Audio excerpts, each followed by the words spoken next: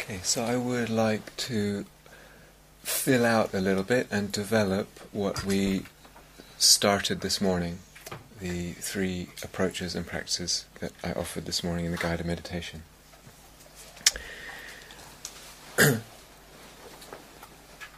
When we, as meditators, as practitioners, bring mindfulness to experience, bear attention to the flow of our experience, often, sometimes, to some degree, there's a lessening, a letting go of the story, and a letting go of the kind of building up of the sorts of concepts that tend to create more problems. Okay, and with that, some degree of letting go just comes automatically with mindfulness and with bare attention. Often, sometimes, not always, and I'm sure we all know this as meditators, mindfulness alone cannot do it. But some degree of letting go from mindfulness and bare attention. When we are in samadhi, to whatever degree, when the samadhi deepens, there's also at that time a non-feeding and a non-building of suffering, of problems as well. Non-feeding, non-building of self-sense, non-feeding, non-building also of world sense, of experience sense. Everything kind of fades.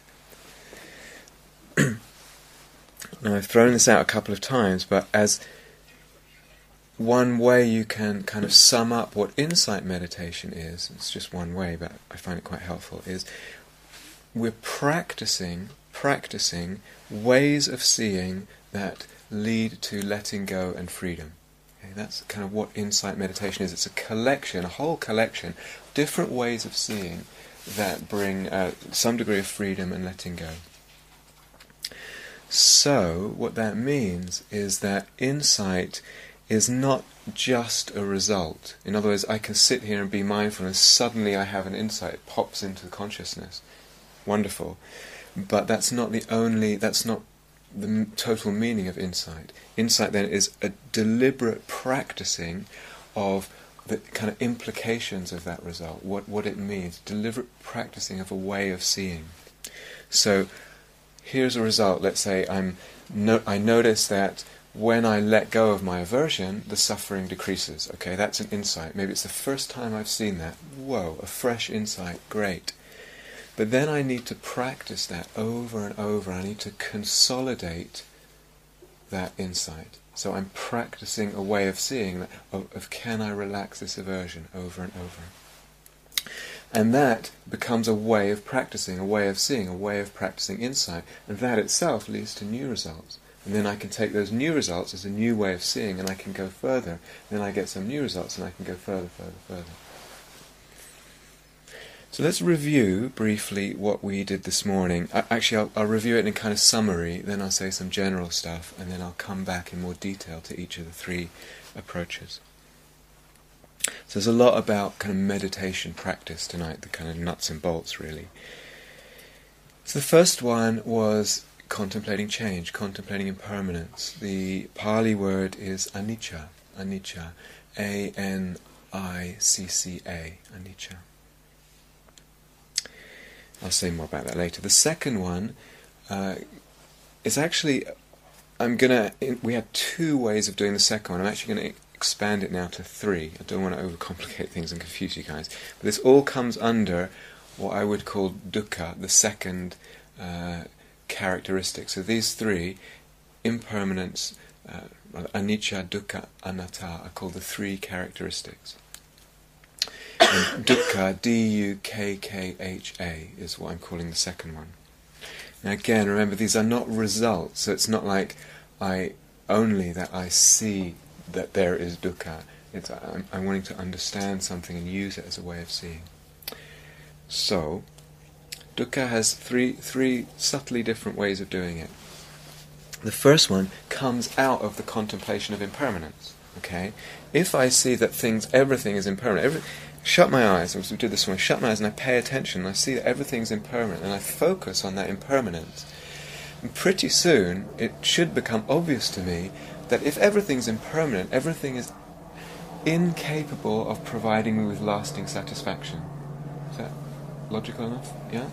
And So this one is a subtle shift of directly going into a mode of seeing everything as unsatisfactory. Dukkha, it's unsatisfactory. And that brings a letting go. In other words, or rather, if I see things as unsatisfactory, then I don't hold on to them. I just let them go. I let them come, let them go, because there's nothing for me there. There's nothing for me there. So that's the first way of doing dukkha. The second way is, as we talked about this morning, so this first way we didn't really do this morning. The second way is to sense the relationship with the experience and to relax it. So basically, is there aversion, a pushing away of experience, or grasping, holding on, pulling towards? And to do that over and over, sensing the relationship and relaxing it, over and over, sensing the relationship, relaxing it. The third way of doing the second practice, again, just shades of difference, is emphasizing a quality of letting be, letting things be, letting it be, letting them be. Or you could say emphasizing allowing, really emphasizing allowing this experience, allowing.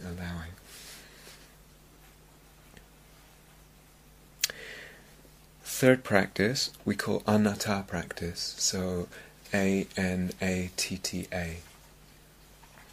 And the literal translation of that is atta means self, anatta is a negation, so really the best translation is not self. So we're learning to regard phenomena as not self, okay?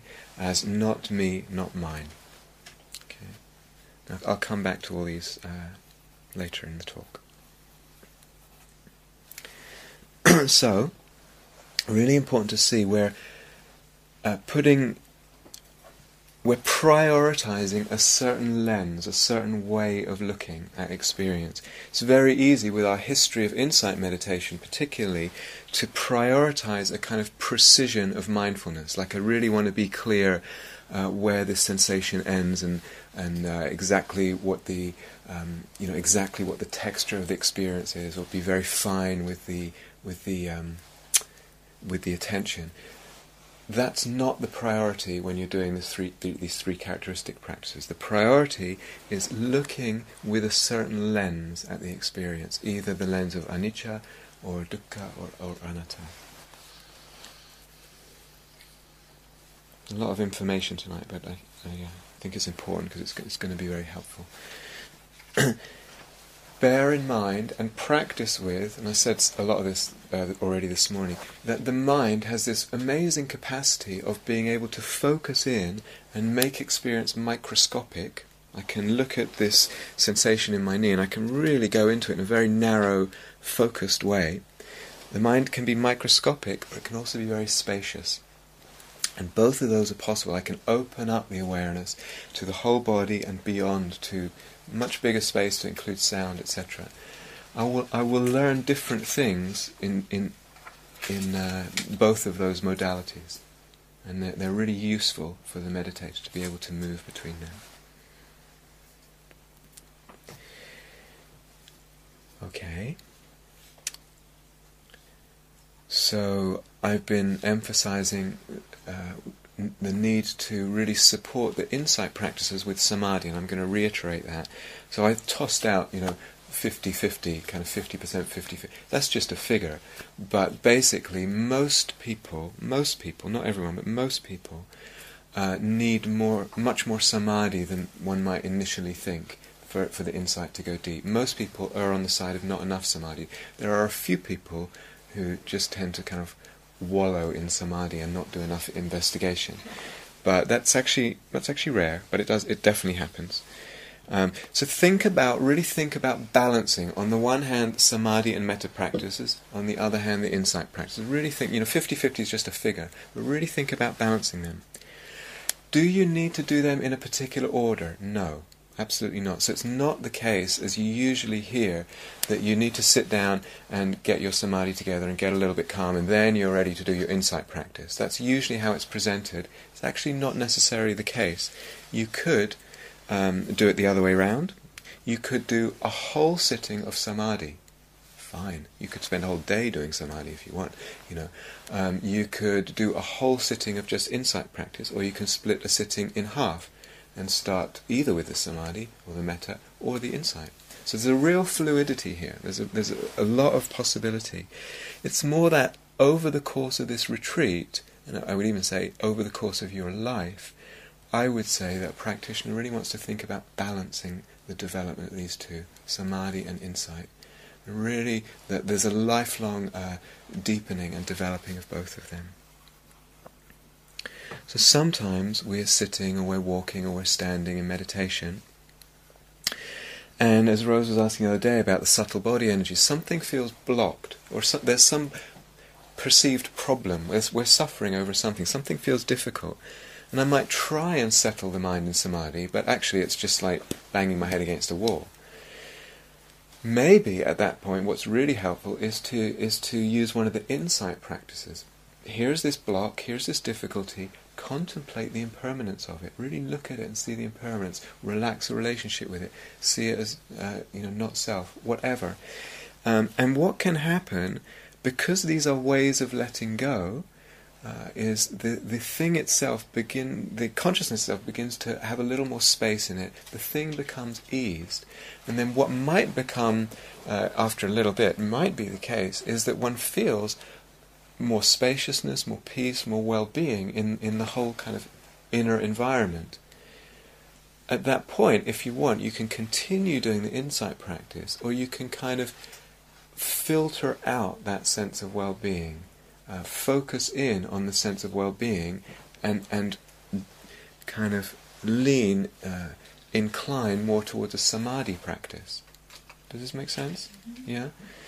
So I was saying to someone this morning, developing at a certain point in the development of meditation, it's a bit like you're an opportunist meditator, and you're aware of the thermals, like a buzzard sometimes you see around here. You're just aware of the thermals. Oh, here's the possibility of some samadhi. Okay, I'll just groove with that for a while, or whatever else. And there's a sense of it can be quite fluid and open. So, part of what I just said, an implication there is: are we practicing with our difficulties? So this is really, really important. In other words, these three characteristic practices, they're especially helpful when there's difficulty.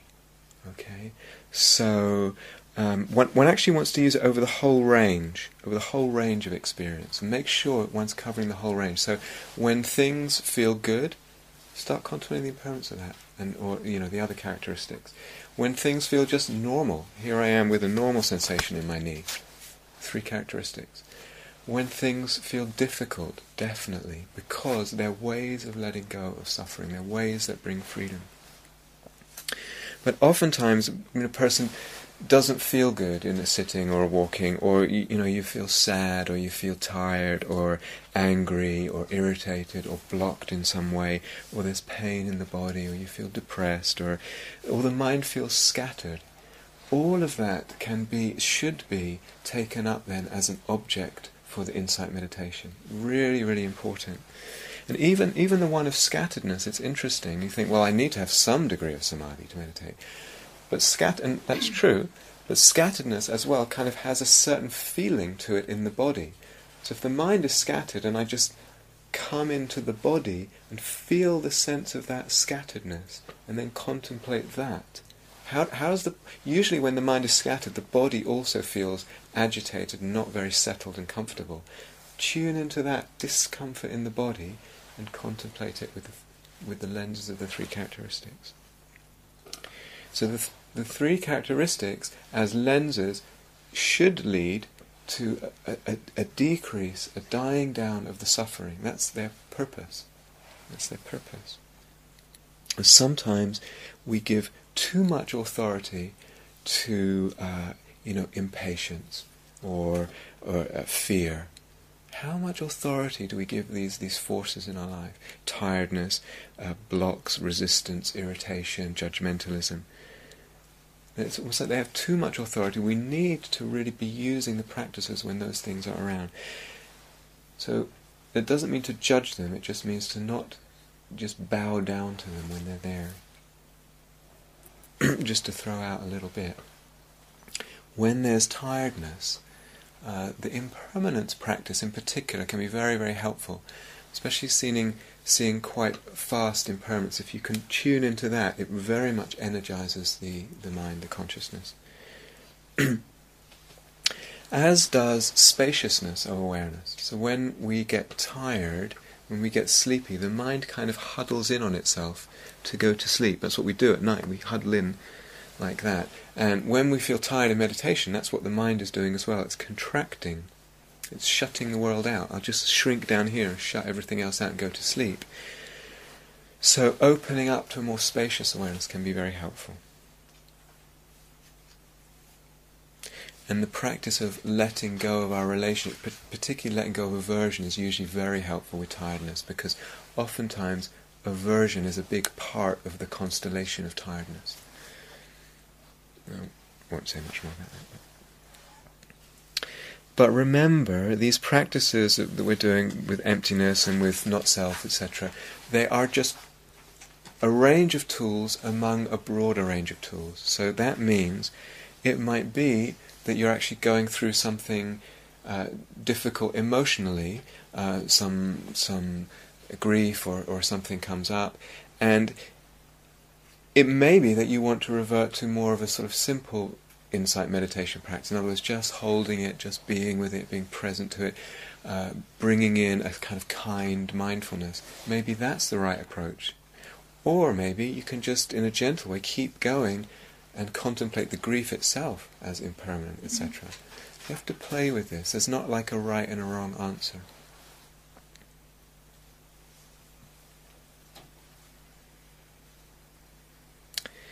Now it's interesting with the three characteristics, they're not, how to say this? They're not all the same thing. So it can sometimes seem like, well, it's all kind of the same. Careful of that. Don't jump to that. They're very connected. They're definitely connected. Sometimes I say it's a bit like they're three sides of the same triangle that we're kind of looking at from different angles, perhaps. It might be, and a couple of people said this to me today already, I already do that anyway for one of them. Like, that's my basic practice, which is wonderful. It's great. But remember, these are developable to very, very deep degrees as practices. In other words, each one is a kind of avenue. Each one is a kind of avenue into, well, basically all the way to freedom, to realization. And as avenues, they kind of unfold. So you take a certain practice, like let's say, relaxing the relationship with, and it has a way of unfolding, as does the anatta, has a slightly different way of unfolding into depth and into a different, very similar realization, into depth and into subtlety. So I don't know today, it's just been a few hours, but did you notice if there was one that was your favourite? Was there one that you liked more than others, or that seemed to work better than others?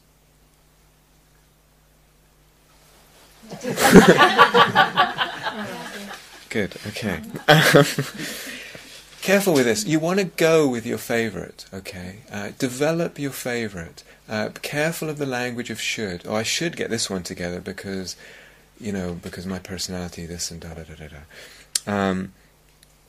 But favourite meaning, which is the one, and it may not be one, it may be a couple, it may be that they're all three equal, it doesn't matter. But is there one that kind of feels like when you do it, it brings the most freedom? Like when you do that, you really sense that, there's letting go here. I can feel it happening. And there's a peace that comes here. And you sense that when you do it. That's the one that you want to develop. You'll get to them all. Everyone will get to them all. But that's the one that particularly you'll want to develop. Eventually, it does get to this sense like they're all kind of three sides of the same triangle. And eventually, when you get really practiced at this, it's really humming. It's almost like phenomena just arising very quickly, and you're just kind of seeing them immediately as all three characteristics, and just all three applying. There's just an instantaneous letting go. But obviously, that takes developing it. All right, so let's go into each of these in a little bit more detail. Impermanence, anicca. We can notice this at different kind of rates of change, put it that way. There's probably a more poetic way of saying it, but different rates of change. Meaning, one can contemplate death. I mean, that's the major anicca, isn't it? It's like, well, we're going to die. And actually that's part of this practice. You could also contemplate anicca on the level of more like everyday kind of, what mood are you in now? How do you feel right now? How does that compare with lunchtime? Same? Different? How did that compare with breakfast time?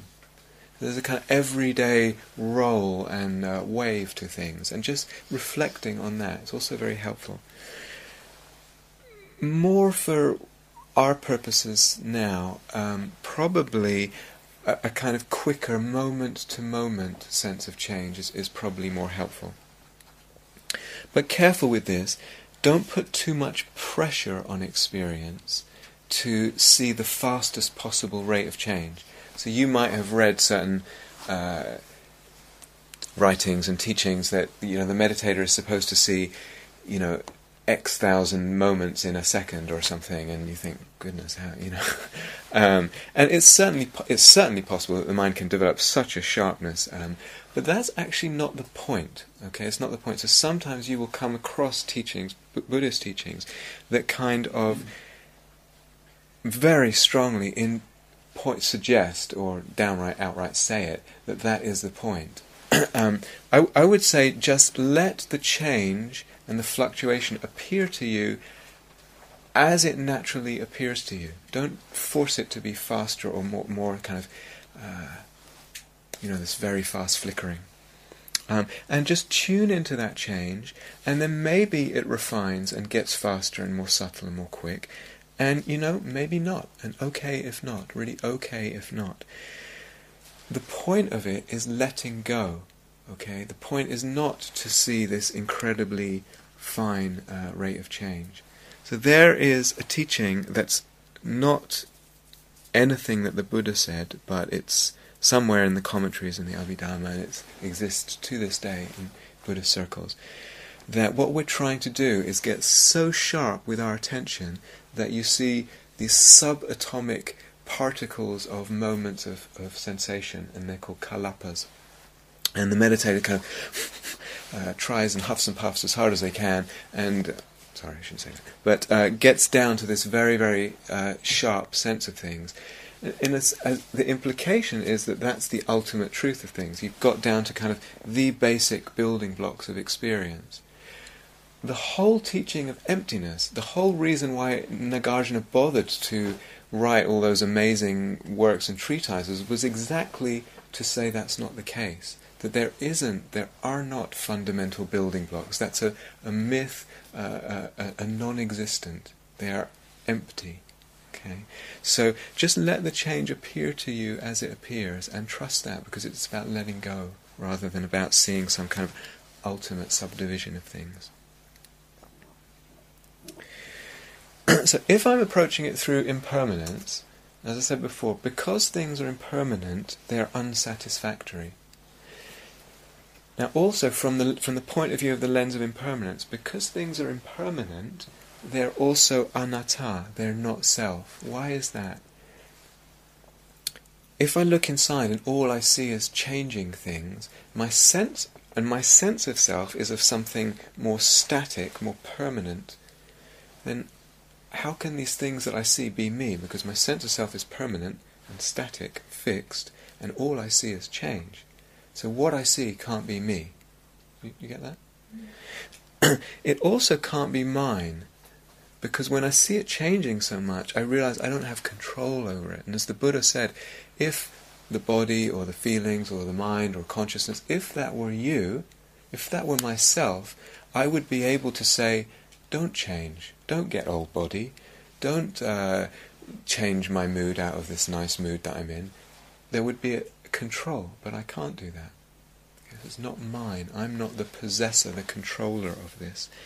I am to some extent, but not completely.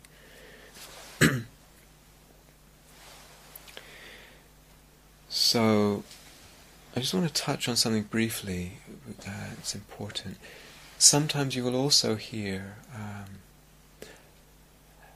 people talking about emptiness and kind of saying, to say something is empty just means that it's just exists for a moment and it's just fleeting. Everything's very fleeting.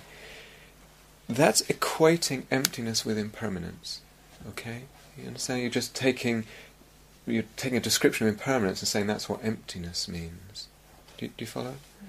Mm-hmm. That's not what emptiness means. Okay, it's important to see that. You will come across this quite a lot. We're going to fill this out why that's not the case much more in the retreat. But just to say right now, it harks back to the first talk I did and the general talk on emptiness.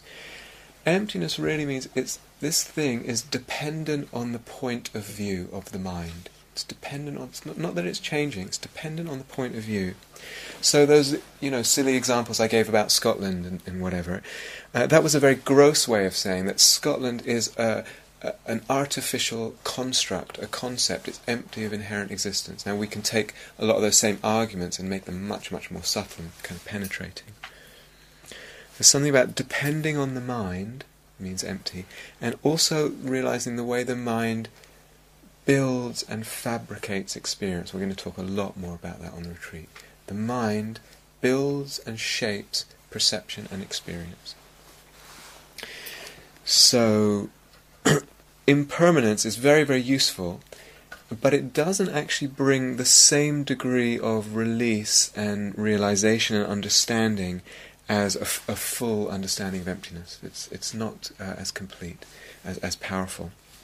But it is for many people, it's a very important stepping stone on the way. Very important stepping stone. So not to dismiss it at all. Okay. Second one, dukkha. First, and we divided this into three. First one I already talked about. Things are fleeting. Things don't last. Things are unsatisfactory because of that. They can't satisfy me. Watch out. So one way you can do it is just kind of seeing through a lens of this thing's unsatisfactory, that thing's unsatisfactory. It's all unsatisfactory.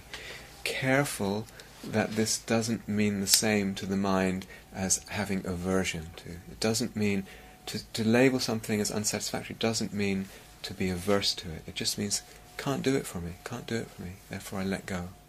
Okay? So aversion can creep in, and be careful.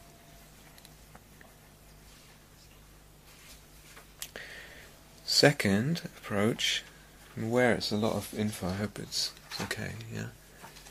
Is it okay? Yeah. Second approach.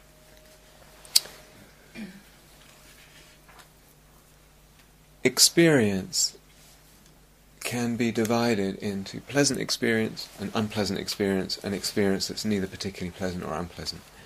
There's a word for that. It's called Vedana, V-E-D-A-N-A, and it refers to, it means experience or sensation or feeling, and it's whether experience or sensation or feeling is pleasant or unpleasant or in between.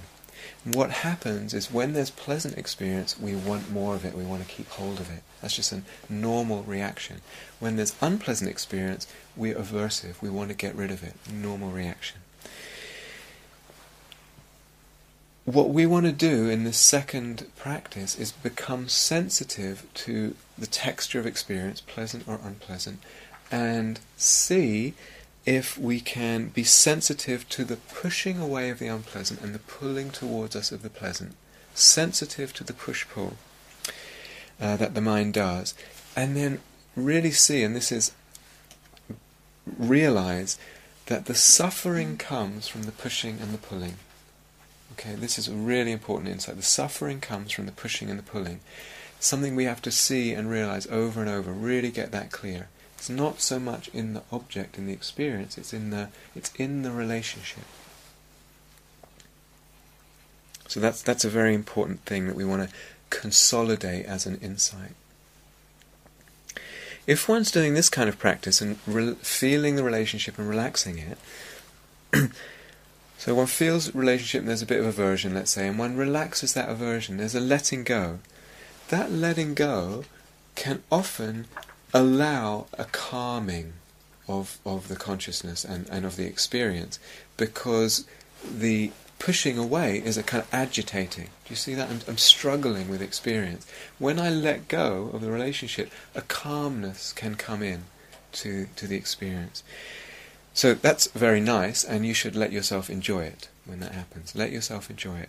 But in a way, more importantly, is that the calmness that's allowed because of that actually allows the mind to become more, to see more subtly and more sensitively, and pick up on, because of the more subtlety and more sensitivity, pick up on subtler levels of pushing and pulling and aversion and craving. Do you see? And then you do the same thing again with that more subtle level. And you let go, and maybe it happens again. Maybe you let go again, and it gets even calmer, maybe. And in the even more calmness, you're even more subtly aware and sensitive, and pick up on an even more subtle level of aversion, clinging, and you can let go of that. You understand? So the whole thing has this really powerful potential of getting deeper and deeper and more subtle. It's a very, very deep practice, very, very powerful practice. And one just does that over and over and over. So again, you're prioritizing this lens, either unsatisfactory, unsatisfactory, unsatisfactory, or feeling the aversion, the clinging, relaxing it, relaxing it, relaxing it. Or, as I said, it has a third possibility, which is just emphasizing the allowing, over and over. Allowing, allowing, letting be, allowing.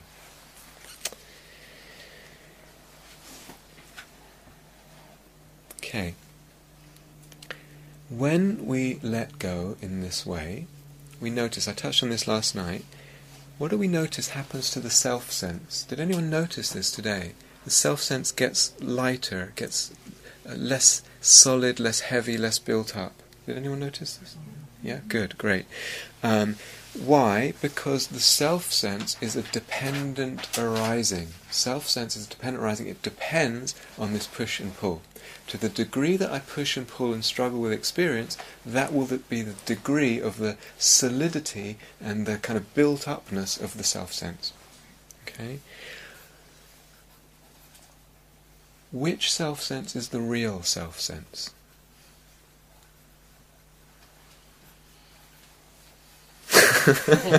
Anybody? Which one is the real one?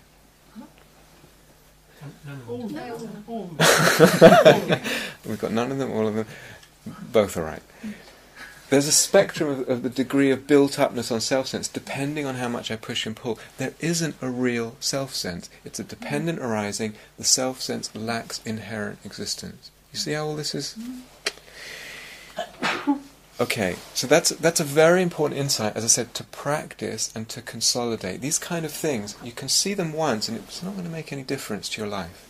You have to see them thousands of times, over and over, see this, until it's known here, really known, in the belly and the heart. You know that about the self.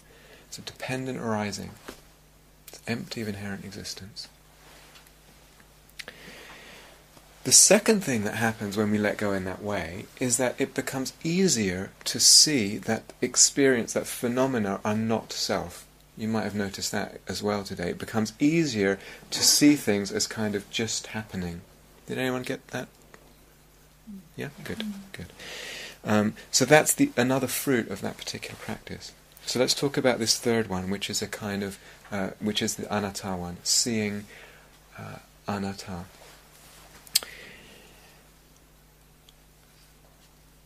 So one can take this up as a directly go to this. You don't have to go through impermanence or via the letting go, etc. You can directly, with practice, for some people, begin contemplating things as just happening, not self.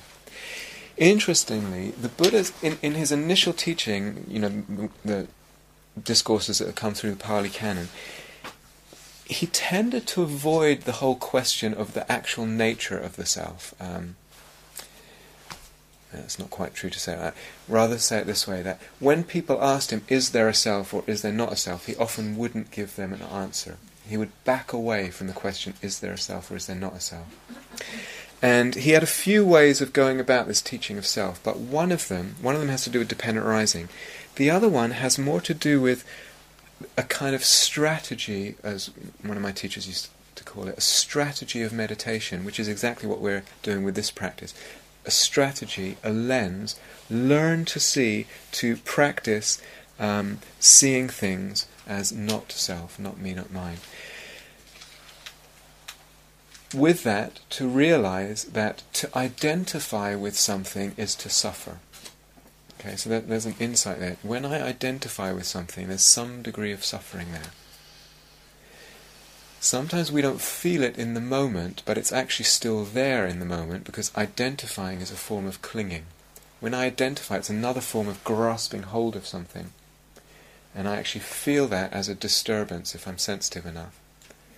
But oftentimes we don't pick up on the suffering of identifying until later. We identify with, hey, aren't I wonderful? And then someone comes along and says, actually, I think you're a schmuck.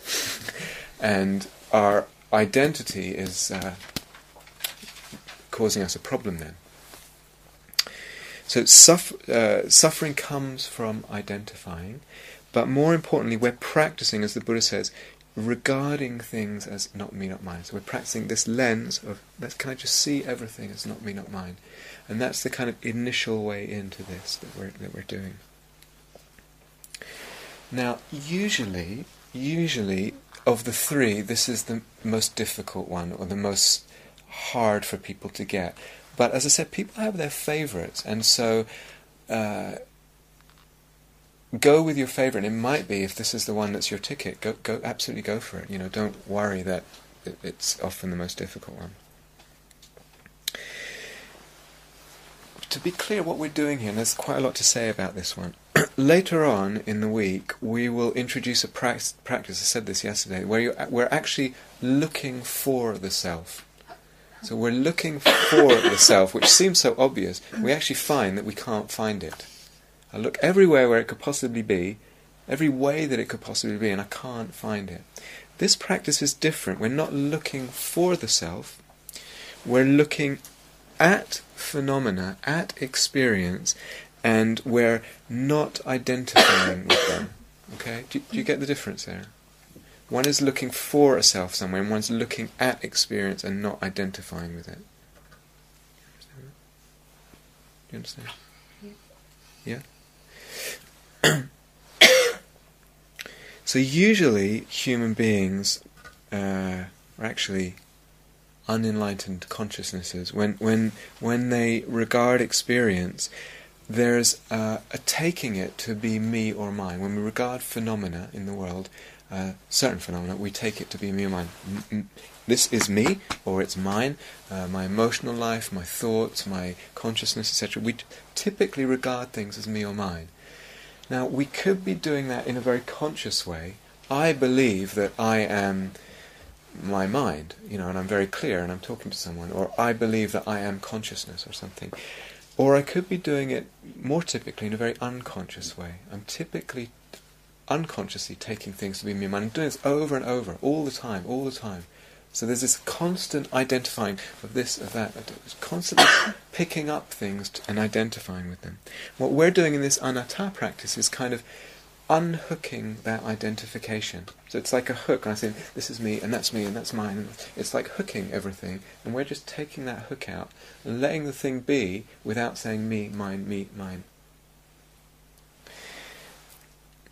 So it might be that this was your favourite. It might be that it was a little more difficult to get into it. Actually, how was it for people? It's all right, good, great, fantastic. I will say this though.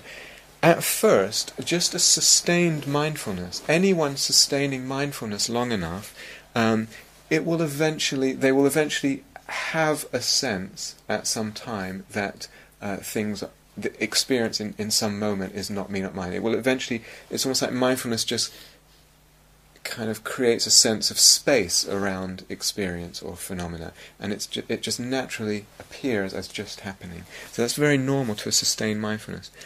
Samadhi really helps. Okay, the more samadhi, the easier it is to see things as not me, not mine.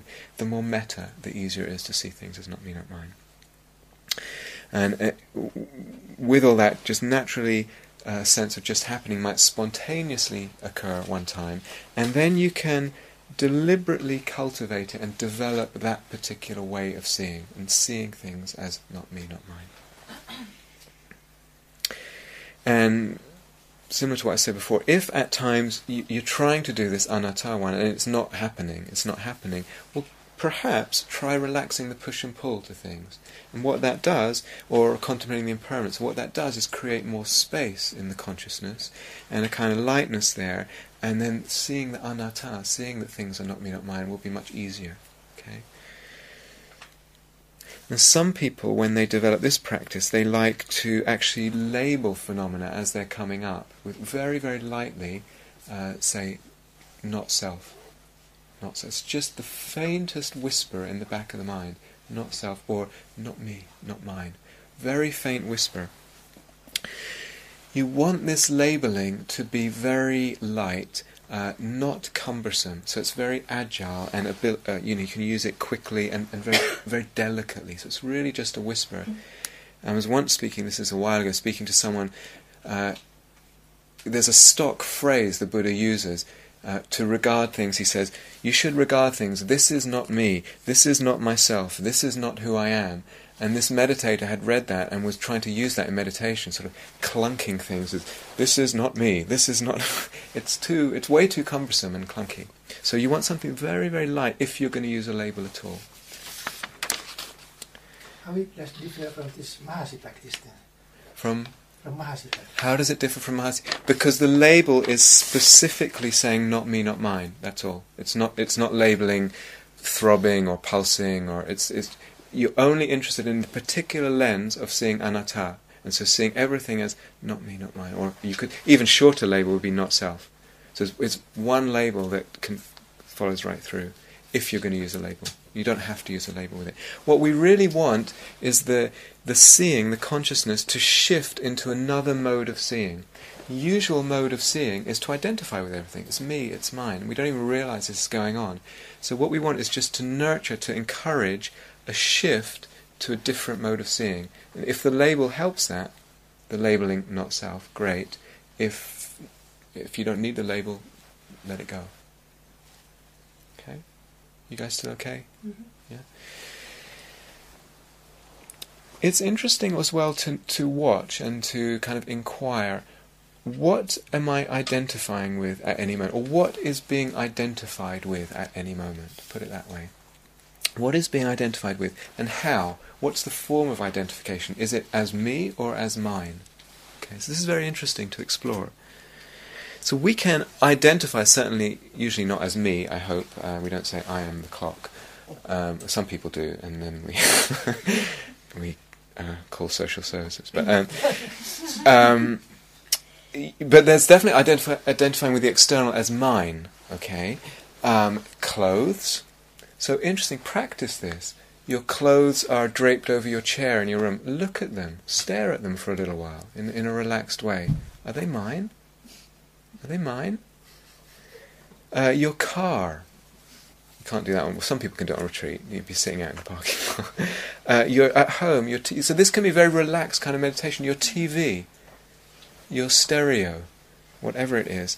You can even do this with your partner, loved one, spouse. Okay, it doesn't lead to lack of love. It actually just opens up something can open up something in a relationship. But practice this, looking at something that we typically take as mine and getting the sense that, sure, it's mine, of course you're my wife, of course, da-da-da, but you're also not mine. Of course those are my clothes hanging over the chair, but they're not mine as well. There's a sense of being able to see both ways, a sense of the grip of ownership, or the belief in ownership, loosening. And there's a freedom with that. There's a freedom, and that's what we're interested in, is getting the sense over and over, the taste of the freedom that comes with it.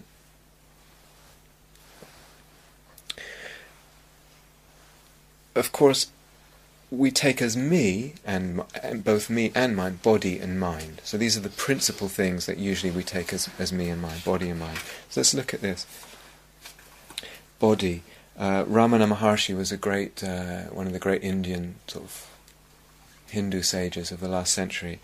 He said, I think it was him that said it, trying to find happiness while identifying with the body is like trying to cross a river on the back of an alligator. It's very lovely. So again, we want to learn to not necessarily identify with the body. Can we practice that so we're actually able to not identify with the body? So again, look at your body. I almost did it this morning, we didn't have time. What is it to just look at your hand and sustain that looking for a while? Or look at your foot? Or look at, your calf or something, and just look. And again, if you just sustain a relaxed mindfulness, after a while you get the sense of, yeah, it's me, but it's kind of not me. It's particularly interesting to do this with body parts that we don't usually look at, because our body has lots of those. Areas that you don't usually pay much attention to. And now we've all got single rooms here. So, perfectly valid practice to spend some time looking at parts of your body that you don't actually look at. And it's interesting because we habituate a sense of me and mine with the parts that we usually look at. When you start looking, open between your... Unless you've got that athlete's foot and you're always looking... So look at there and you suddenly get this... God, I've never even seen that part before. Look at that, isn't it a funny little thing? And play with all this stuff. Learn to see things two ways. Learn to see things two ways and feel the freedom of that. Feel the freedom. Now the Buddha said, given we can identify with the body and mind, he actually said, it makes more sense to identify with your body, because if you look at the mind, God, it doesn't stay still for half a second. It's all over the place. What is there to identify in there? And the body appears to stay still.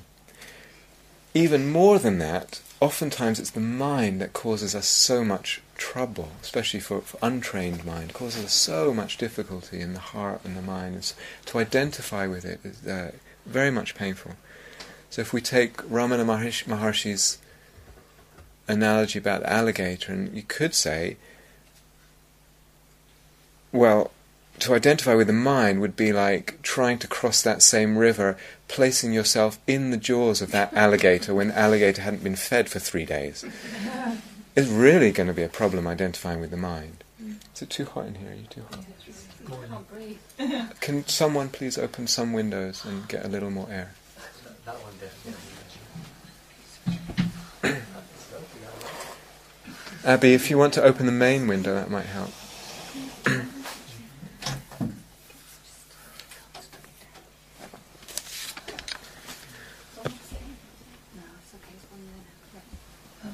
Will you be okay there? Okay.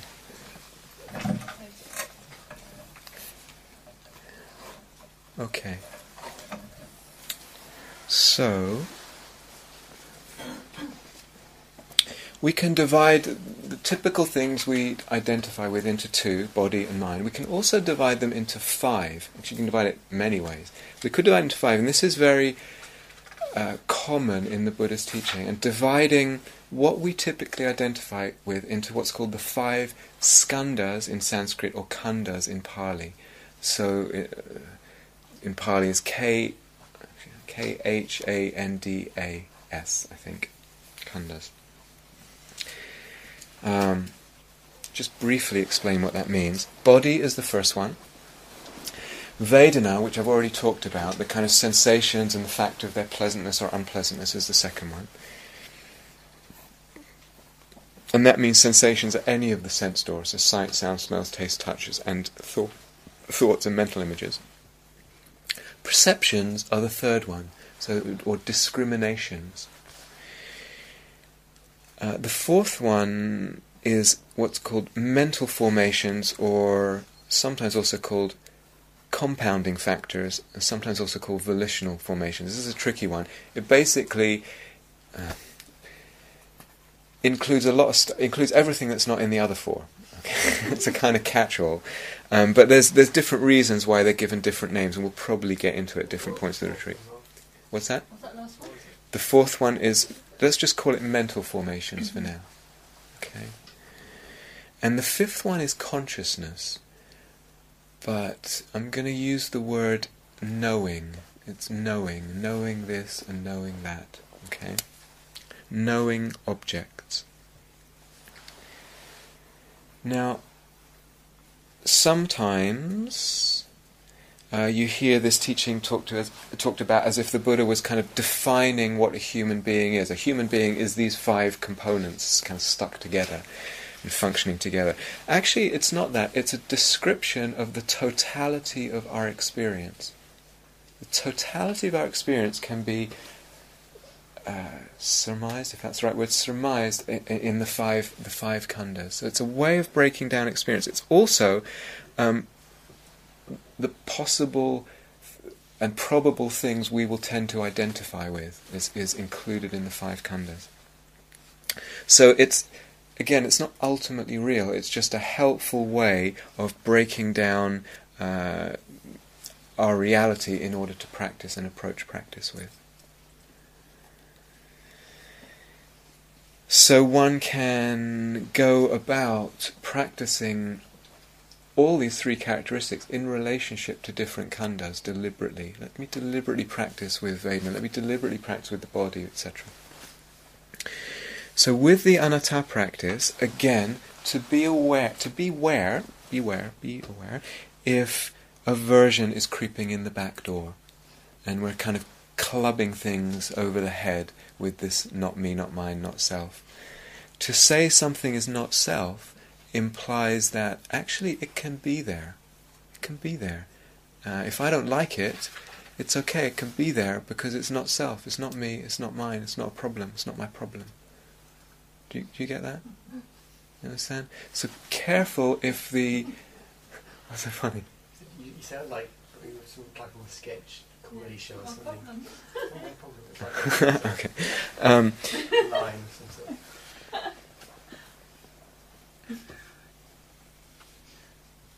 Where was I? Sorry. Okay. Yeah, just watch out that aversion is not coming in the back door. It should function as something that allows a letting be of things. Okay. Another difficulty that people often run into with this kind of practice is what I call the kink in the carpet phenomenon, the kink in the carpet scenario. So it's a bit like when you've got a carpet, a wall-to-wall carpet that your workman has put in, and it's got a kink in it. Is that the right word? It's got a little kink. And so you stamp on the kink, but it just reappears over there. And so you stamp over there and it reappears over there. Very easy to get into that relationship with this practice. But you have to... What person's gotten into when that happens is they're trying to get rid of the sense of self, which is not what we're trying to do here. Okay? It's a subtle difference, but it makes a big difference to whether you feel enormously frustrated by this or actually quite freed by it. So what we're doing again is we're seeing this moment of phenomena as not self. It's not that we're trying to find and then squash the self sense. Okay? Does it make sense? Slightly lost. Slightly lost? No, please say if you're not. I mean, it's fine. I'm very tired. Okay. We're not trying to get rid of the self-sense. We're trying to regard a phenomena in this moment as not self. They're subtly different things, but importantly different for this practice. So I was working with someone a few weeks or months ago on personal retreat, and she was getting into this in a very, very nice way. And then she said, well, what about memory? Which I thought was a really interesting question. What about memories? I can see that they're not me. I don't have a memory and think that's me, the memory itself. But it's hard to say they're not mine, because who else's are they? This is important. What we're saying, not mine, means not owned by something separate and solid and independently existent. Okay, this is quite subtle. It's not, or having this sense of it as there's nothing here that exists independently and solidly by itself that owns this memory. Do you see?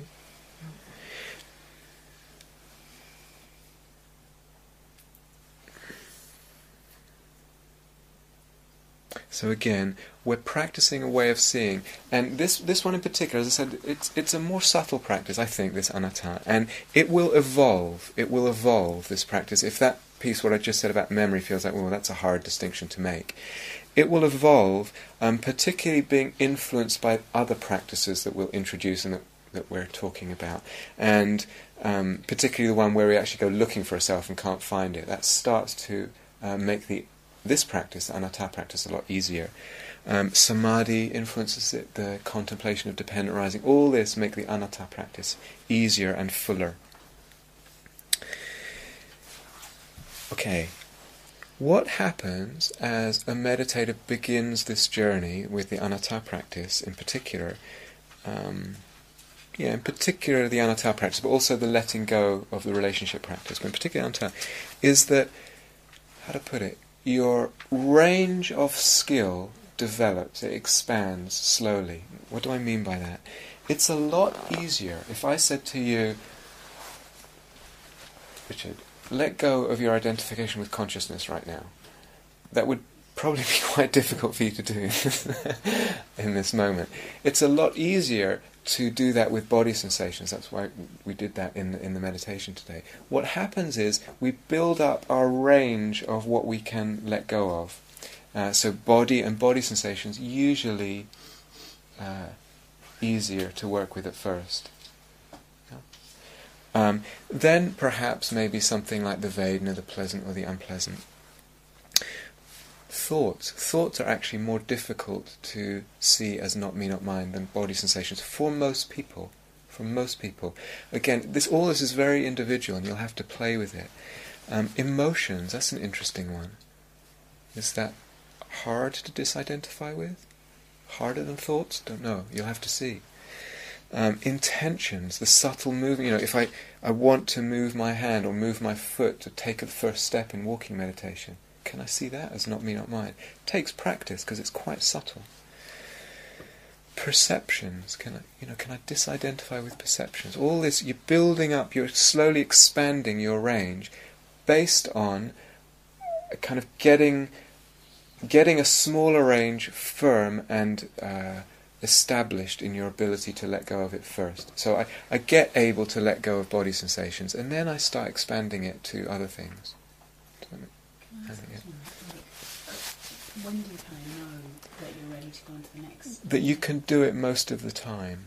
But it doesn't maintain, I can't kind of maintain a constant, like, right, I've completely let go of body sensations, but, and then move on kind of in that meditation to emotions or whatever. Do you know what I mean? How about if you can let go of the body sensations most of the time, you try to do so, then try and find something more subtle to let go of. That work like that? Yeah. And there may be times where actually in the moment I'm letting go of body sensations and thoughts, and the sort of range in that moment is actually expanding and expanding and expanding until eventually you can actually get that you've let go of everything, of identifying with everything in that moment. Yeah? Yeah.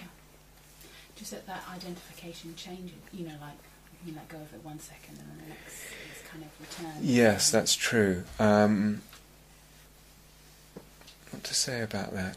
There's a way that it can become more constant. It will become more constant as time goes on. Yeah. So just keep practicing it. Eventually we get to what I just asked Richard, awareness.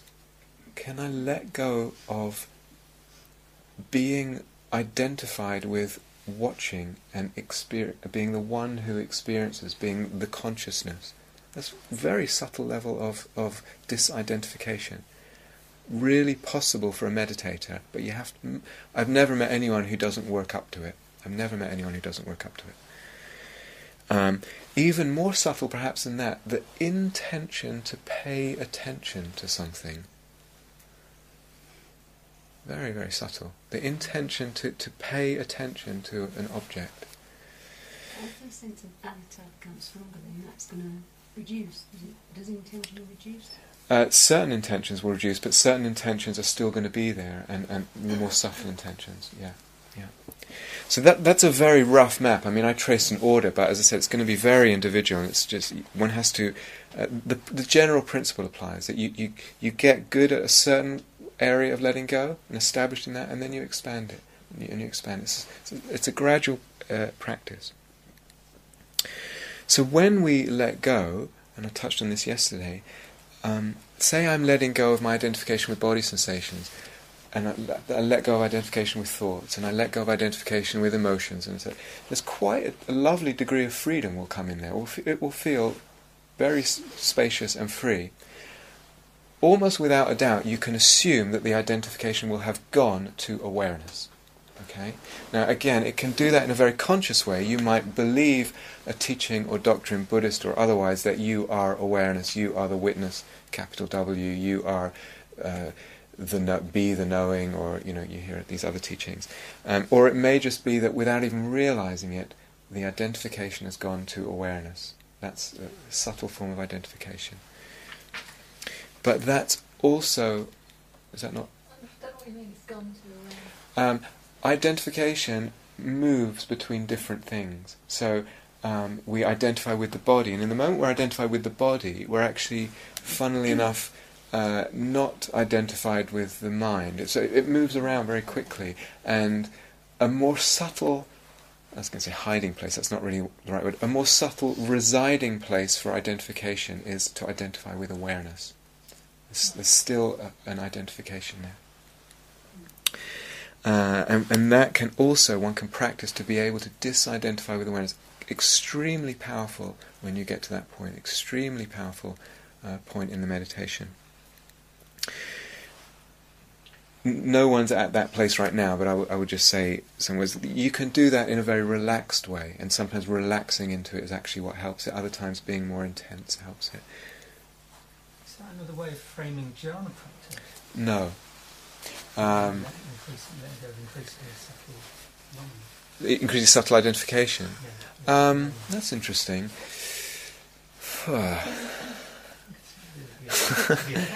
I'd have to think about that. I view jhana practice as one way of doing it, as actually you're building less of a sense of both the self and the world, and experience, and in that there will be less identification, but it won't. It's more like you would identify to a more subtle sense of the body, or a more subtle sense of the mind, rather than the whole of the sense of the body. The whole. It's a good question. Otherwise we'll be here all night. But no, it's good. It's good. Are you guys still okay? Yeah. All right. So one way to think about it, you can. I don't want to say too much about this now, because I say no one's at that point right now, but it's definitely possible for a meditator. Part of the clue is thinking of consciousness as knowing, rather than some entity called consciousness. Towards the end of the retreat, we're going to talk a lot about the actual nature of consciousness itself, and that consciousness is also empty of inherent existence, but that helps a little bit. So, a meditator can develop this skill, this capacity to just let go of identification, let go of identification, let go of identification. Have nothing, be nothing. And actually in that moment practice having nothing and owning nothing and being nothing. And it's interesting, if you think about some of the teachings of Jesus, and particularly on the Sermon on the Mount, some of what may be the deeper mystical meaning of something. He says, "Blessed are the poor in spirit, for theirs is the kingdom of heaven." Really beautiful. What does it mean to be poor in spirit? I have nothing. I own nothing. None of this is mine. None of this is mine. I'm practicing that. What opens up for the meditator? The kingdom of heaven opens up. Gradually. All right. We're almost done. I want to talk a little bit about that was outlining the practice, but just to finish on a more general note, it's something about philosophical precision a little bit. When I use this practice of anatta, and this morning in the guided meditation we were using the sound, and you listen to the beautiful bird song, and it's like it just arises out of nothing and disappears back into nothing, into silence, and then another sound arises. Sometimes you get that sense with body sensations and with thoughts. There's enough spaciousness in the awareness that they're just kind of arising out of nothing and disappearing back into nothing. Did anyone get that sense a little bit? No? Is that? Yeah, good, great, okay.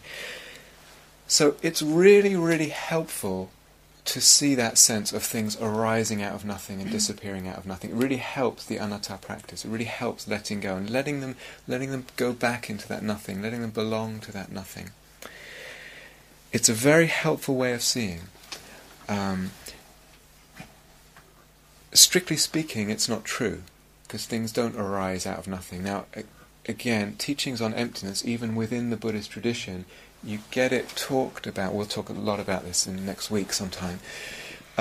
You get it talked about as emptiness is this big nothing out of which everything arises, a sort of ground of being or big space of awareness, etc.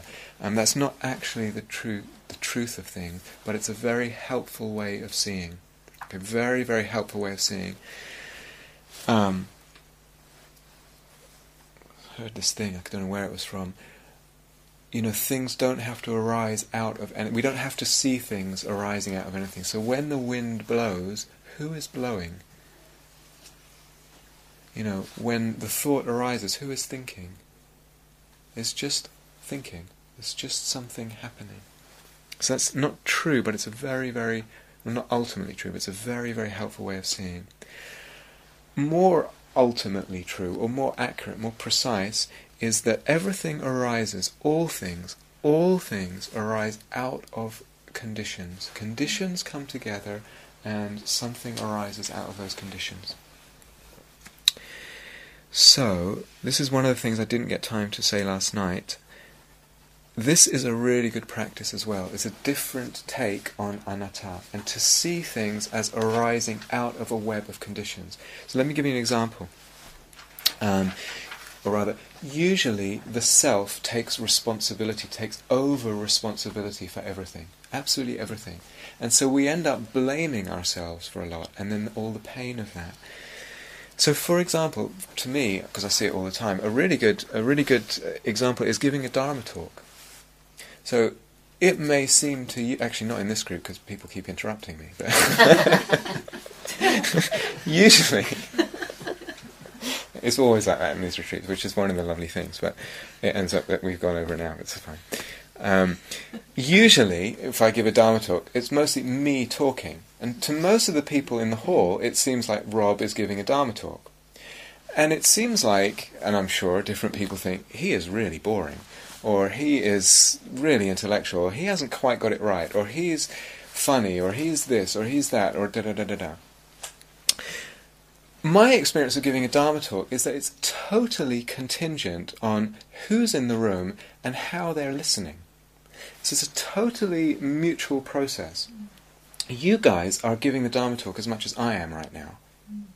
Okay, I really feel that when I'm doing that. Some of you might have performed music, etc., with an audience, and you really see this back and forth. Or even if you're, you're telling a friend something vulnerable and intimate, and they start, sorry, or looking at their nails or something, or it's going to have an effect on what gets expressed, how it gets expressed, the energy. Or, two people making love, and one person starts yawning. It's like, of course, it's going to take the wind out of the sails of the other person. I mean, things are a dependent arising. We tend to make others responsible, make ourselves responsible. So I know, when I give a talk and it feels a certain way, sure, it depends. Am I tired? Am I not? Can I even read my little tiny handwriting notes and stuff? Mostly, it seems to depend on the energy in the room and the quality of the listening. Now, the quality of listening, of course, is dependent on what I'm putting out. There's a mutual dependency here. So you give off certain signals and certain, when there's a quality of real aliveness and presence sometimes, that affects what I say and how I say it and what I'm, etc. Same sometimes, opening talks are really funny. They can feel so frigid sometimes because you guys weren't like this, but oftentimes, sometimes people are just in a state of shock when they arrive on retreat, and it's people don't know anything. It's very the whole thing hasn't kind of been lubricated and softened up, and so it feels quite heavy and staid, etc. Why? It's just a dependent arising. Do I feel like I'm boring because? No. Maybe I should, right? I don't. But we see this, and you can see it in all kinds of ways. What are the conditions that give rise to something in the moment, also in the past? So we blame ourselves for things. Maybe I was tired. Maybe in some interaction the person was placing huge pressure on me, or judging me, or being really critical, and that affected how I spoke and what I was able to access in that moment, how I expressed myself or not. So, you can understand what I just said intellectually and say, oh yeah, I see that, that's really clear. The habit of delusion will be to keep seeing in terms of self. I keep seeing in terms of self, blaming self and holding self responsible. So over and over and over again we need to practice, again, the golden word of seeing things a different way. Seeing things in terms of, it's a web of conditions that gives rise to something. So what conditions gave rise to that?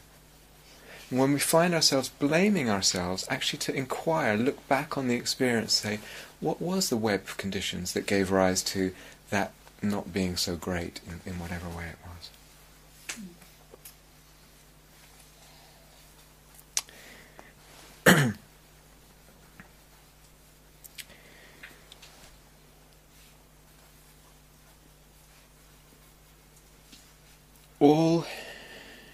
I'm going to leave a bit out because it's getting quite late. Unless you guys are still okay, I don't know. How's the energy? Alright, great.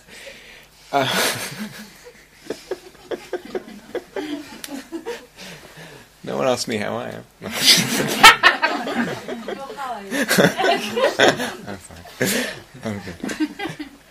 A lot of times, I'm enjoying the fact that all you guys seem very receptive. You probably wouldn't have signed up for the retreat if you weren't. But sometimes in other retreats, and I put out some of this stuff, and I suggest that people might practice in some of these ways. And oftentimes there's a lot of resistance or reluctance on the part of people to practice in these ways. And it's coming for different reasons, but sometimes it's because people are either horrified or just reluctant to engage in a kind of doing in practice. So I'm doing this contemplation of impermanence, I'm doing the anatta practice. And that feels like that can't be right, or it feels like it's too much doing. There's a resistance and an objection to doing. Okay? And a lot of people would prefer non-doing. But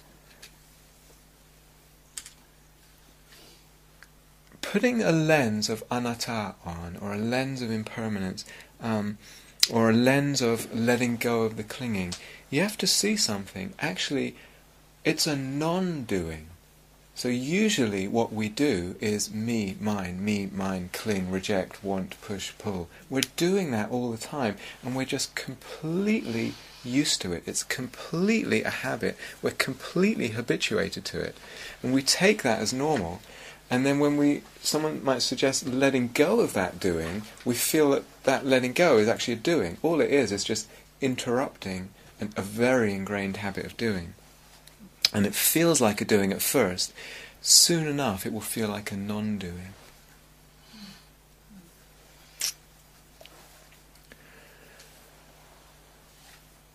All these three characteristic practices, you could say, borrowing a term from the Christian mystics, it's kind of practicing what they call a holy disinterest. A holy disinterest in phenomena. So, it's not really opposite, but usually when we talk about mindfulness, it's about being very interested in experience and giving a lot of attention to our experience. And what we're actually doing is a kind of just not interested. But it's holy in the sense it's coming from a deep letting go, and it's coming with a deep spiritual intention. It's a different quality from just being kind of spaced out and not interested. It's a holy disinterest. There's a beautiful, some of you will know this, from Dogen, the Zen master, if I get it right.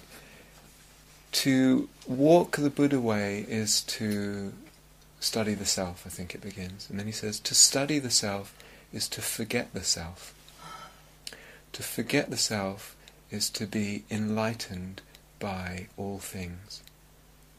But then he goes on, he says, to be enlightened by all things is to drop mind and body of self and other.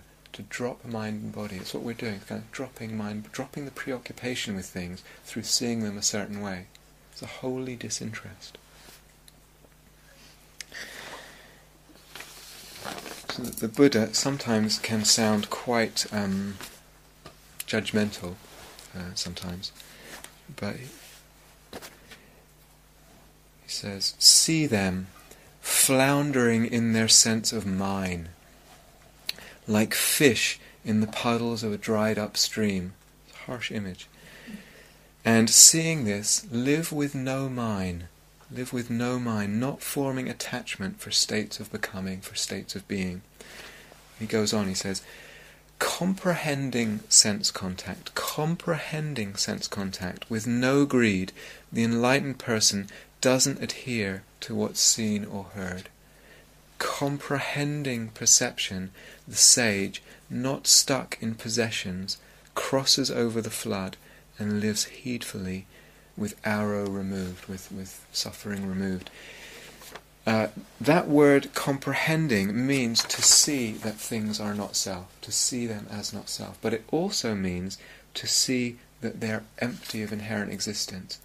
And these practices of the three characteristics, we're just starting them, but I'm just pointing to where they're going. As I said, they unfold, and eventually they reveal the emptiness of inherent existence of all phenomena.